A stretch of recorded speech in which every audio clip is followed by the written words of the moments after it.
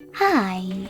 In front of me is OPPO A79 and today I would like to show you how you can set up Face Unlock.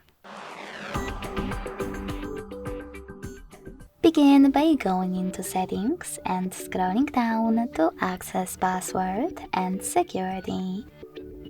Then click on Face at the top right corner and hit Agree in the pop-up. Now you need to enter your current login method and hit Continue under Enroll Face. Keep your face in frame and follow all of the instructions from your screen.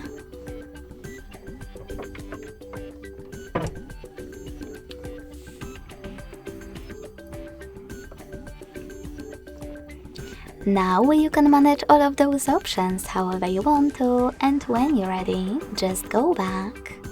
So finally, when I switch off my screen, then turn it back on, I can see that Face Unlock is working properly. Thanks so much for watching. If you enjoyed this video, don't forget to leave a like, comment and subscribe. Bye!